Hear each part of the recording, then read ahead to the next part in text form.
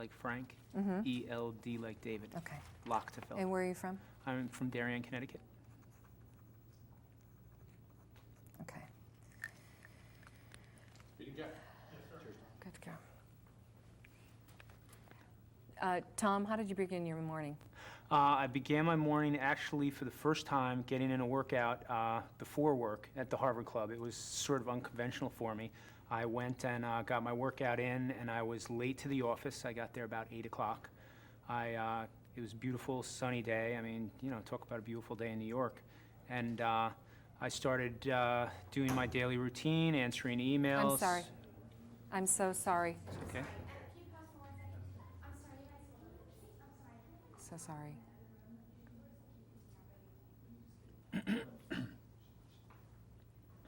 Hold on, Sam, is she coming?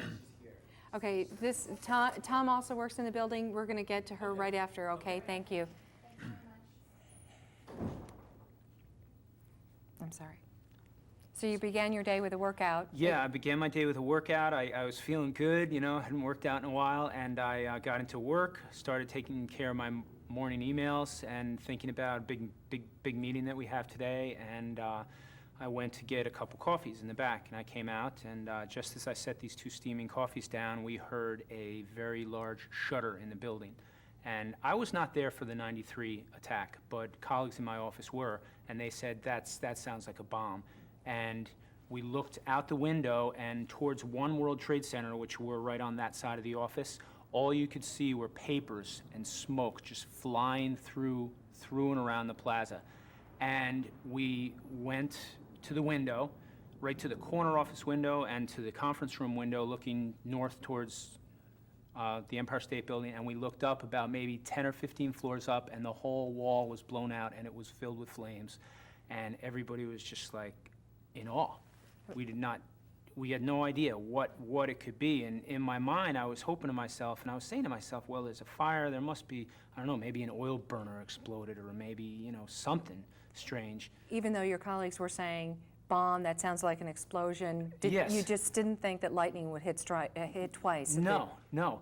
And that was the most bizarre thing, because as we were sitting there, it was just, you know, looking, and, you know, everybody's curious, you know, there's an accident on the highway, people are curious. They slow down and they look. It's just human nature. And suddenly our 2 managers in the office, they came screaming in with an urgency that I've never, ever heard before in anybody's voice, saying, get out, get out, get out, get out. And just that was all it needed for me to say, yeah, there's some danger here. And what floor are you on? I was on the 80th floor. The 80th floor? Yes. Get out. How do you get out? How do you get out? Well, we've had plenty of fire drills. They prepared us well for that. And we've also all been issued a special fanny pack. And I have it in my bag if you want to see it, but it's a red emergency bag. And in that bag, it has water, it has a light, it has burn cream, it has a smoke hood and mask that'll give you up to 30 minutes of charcoal filtered air through smoke-filled air to function. I want to pause right there. Can Yes. we pause? Can you show me that bag? Sure. Okay. Okay. Hold on. And if you can maybe go. Sure. Well, I'm talking to Rich. If you can go wide, what I'm going to have you do, Tom, is I'm going to have you just. Oh, my glow stick. Can you do that? Yeah. Okay. So should he pick it up, or? Yes, Yeah. just hold it up a little higher. Okay. So after the bombing in '93, Right. everyone was issued this? They're issued, it's called a grab-and-go bag, and this is for tenants of high-rise buildings. And inside, it has, in the front packet here, it has a smoke hood, which I didn't end up using because it wasn't all that smoky. But basically, it's got, if you take this portion off, there's a sort of a mouthpiece that you put in your mouth, and you pull this area off as well, and you put the hood over your head, and you tie it around your head. And it's cellophane, so you can see sort of where you're going.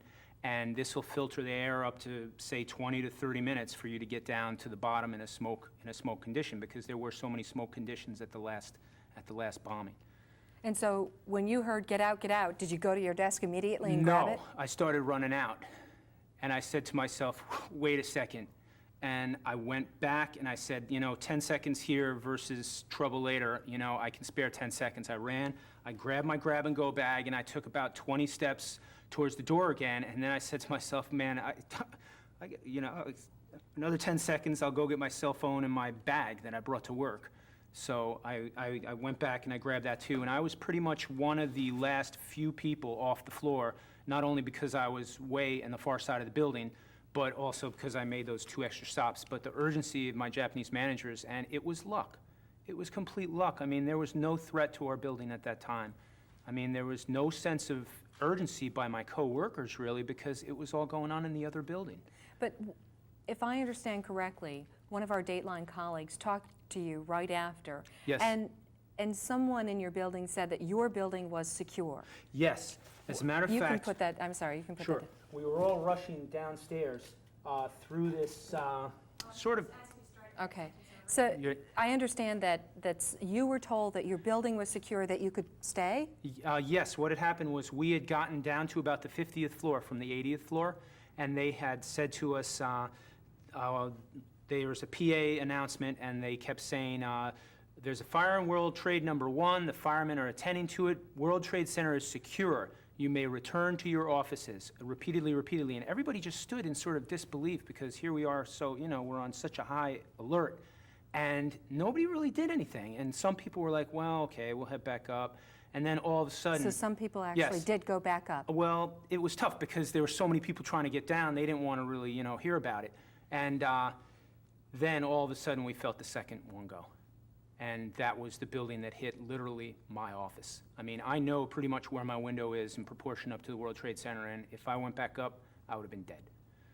And if I didn't leave the minute that I left, I would be dead. And God bless the people who were on the 110th floor, because if I was down at the 50th, they were down at the 80th. When you think about the few seconds, the 10 seconds when you went back, do you think, oh my gosh, I well- could have been there?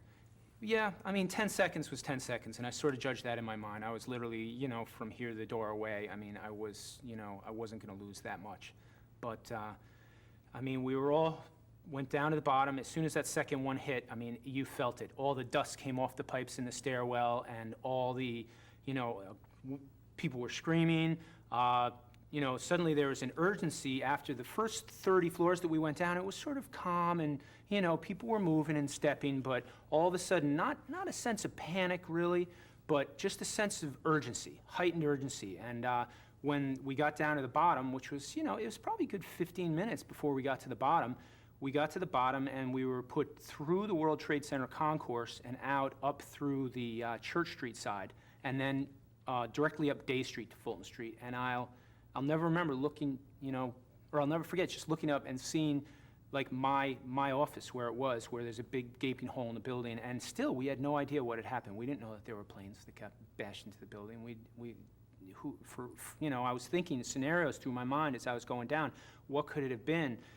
Could somebody have, planted a bomb in a copy machine and brought the copy machine up? I mean, just all these fantasies going through my mind of, what was it? You would have been there. Yeah, and Your then, wife, she said to me that she thought she was a widow. I bet. I mean, my first impulse in the staircase before the second plane hit was, my first thing was, I'm glad I went and got my bag. Now I can call Nancy. And I tried to get a cell phone inside the fire stair. And for a moment, I got a contact through. And it was to tell her, yeah, I'm fine. But that was even before the second plane hit.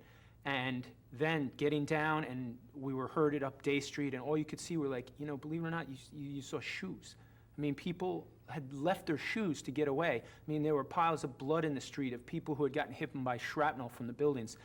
And there was, I just wanted to put myself as far away from the chaos as possible. I had 2 priorities. One was to get in touch with my wife, and the second was to make the call to our emergency call center in New Jersey to tell them where I was and that I was accounted for. What about your coworkers? I saw a few coworkers. I was actually with many of my coworkers right as we were in the stairwell, but the minute we hit the concourse, some started running, some, it was a lot more open there. I must admit, I turned it on and went.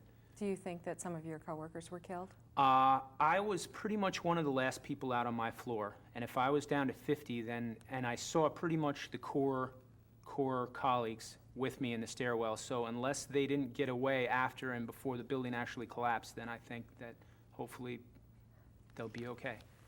And the people above your floor? God bless them. I have no idea. I mean, if I was down to 50, I figure 110 would be down to 80, and that would be my floor, and that's the floor that got hit.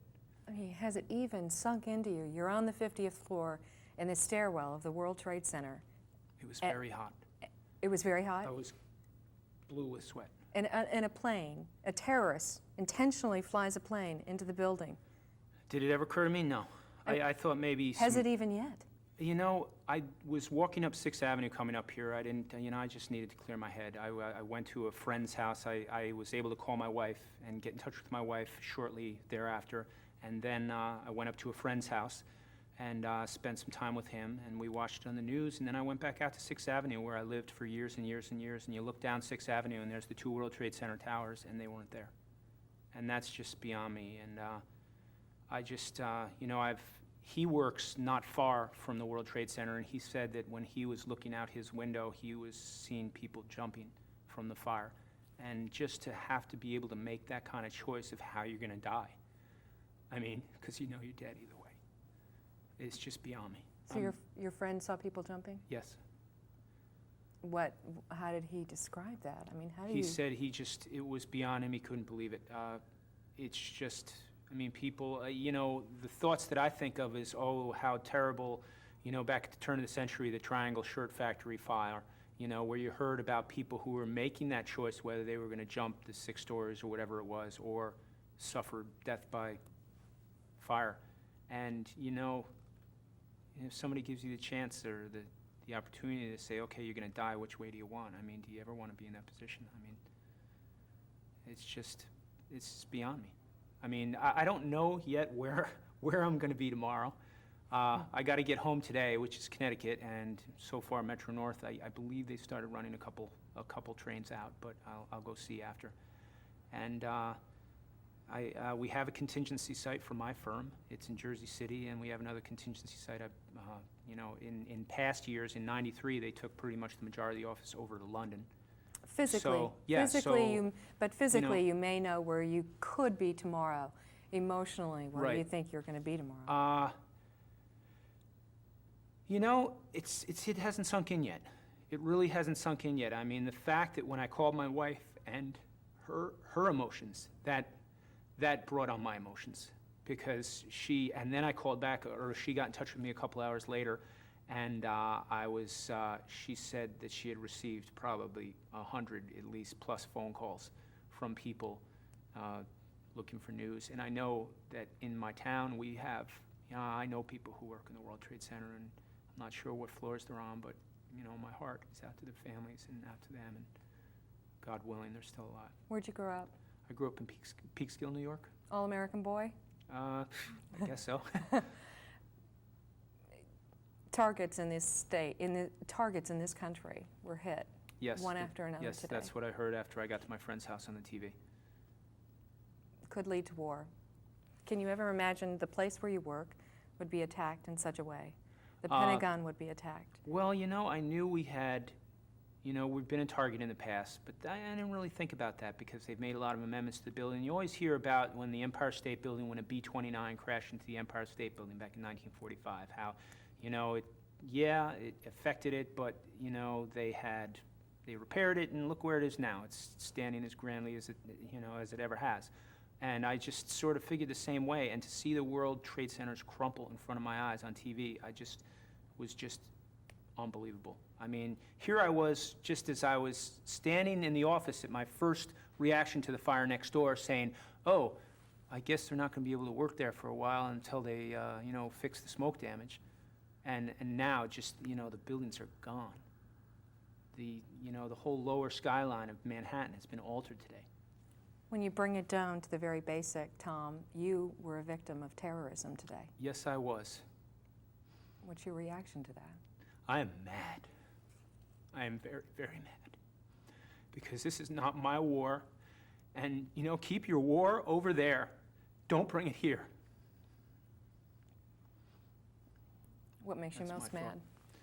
Just mad that, there's a lot of innocent people who have died. And there are a lot of people out there plotting now to, I'm sure, do the same thing somewhere else. And gosh, I hope I hope that our intelligence can pick up something before the next thing like this happens. And the other thing I'm thinking too is, you know how when you go out on a flight and you're always complaining because you got to be there 2 hours in advance? Well, don't complain anymore because people died today because of it. So. Your 3 boys, did you think of them? Yes, but not. You know, I've always put a great stake in life insurance, and you know, if something ever were to happen to me, you know, financially they'd be cared for, and perhaps not emotionally. And you know, yeah, I thought about that, and I thought about them growing up without a father, and I thought about my wife raising 3 children without a husband, and yeah, I thought about it. It still hasn't really sunk in yet, I don't think. We're of a generation that hasn't seen a lot of war. Sometimes we're considered apathetic. Today, our military, our aviation industry went through the biggest failure since Pearl Harbor. Could you ever imagine it? No. On our homeland. No, and the reason why is because it's not an enemy that you can really see. I mean, and that's what makes me most frustrated and angry is, you know, you can't take every, you know, they say there's four possible sources of terrorism. It's either Iraq, Iran, Osama bin Laden, or the Hezbollah. And, you know, I want to just express hate for every single, you know, Arab I see, because they're all Arabs, but that is so not fair. And I hope people don't get caught in that trap, because there are a lot of good people living here, taking care of their own business, just like I was taking care of my business today, taking care of their families, trying to live a better life. And you can't generalize like they did after, you know, the Second World War and put all the Japanese in a camp. I mean, I hear stories about that era in history, and it just breaks my heart. And as much as I want to go and just throttle somebody right now, I can't feel that kind of hatred. It's got to be done to, you know, I've got to have more productive thoughts. What will you do with that anger, though? Well, certainly, I don't know. One of my problems right now is it just seems like the U.S. is really involving themselves in a lot of little spats around the world, and they have a lot of interest. And yes, I think the U.S. should have interest, but at the same time, when it comes home to roost, when the jet plane flies into my office building, in my office where I was, all of a sudden it hits home, and you say to yourself, you know, maybe we should pull back a little bit. Maybe we should let the world take care of their own problems. I don't know if that's the right answer, but talk to me in another week. I might change my mind. Well, we're glad you're here. Well, thank you. Thanks so much, Tom. Sure. Good. Do you need a close-up of that at all? You want to see So what's inside my that's the bag? gas mask itself, right? Yeah. So everybody in that building has one of those? Not to my knowledge. Everybody in our floor had one, and specifically in our company. And these things do expire. I just got a new one a couple years ago, and it does have an expiry date on it because I guess the charcoal, you Right. know, doesn't come active. But there's a glow stick in here. It's called a snap light, and there's a hood, smoke hood, and then there's some drinking water, a flashlight, and then there's a dust mask as well, which probably would have come in handy if I was, you know, if they hit, you know, closer to where I was. And some bandages and some burn cream and stuff. And, you know, I think it's pretty well put together, and I think anybody who works in a high-rise office building, the minute they sign their employment papers should ask where it is. Because, you know, this, you know, I'm sure could save lives, and I'm sure it has saved lives. And, you know, I certainly felt a lot more comfortable with mine. And if that was a factor alone, I think it did some good. Well, tell me the organization you work for. Is it Sure, it's Mizuho, M-I-Z-U-H-O, M-I? Z-U-H-O, Capital Markets. Okay. And what do you do? I work as a risk manager in their... Risk manager in what way? Well, it's a fixed income trading Okay. firm, Okay. Great. and I manage the market risk for them. Okay. Tom, So, anyway, good luck. thank you with so much. your, Good luck to you. Yeah. Are we okay? Good. Relax somewhere. Okay. Yeah, do you need water?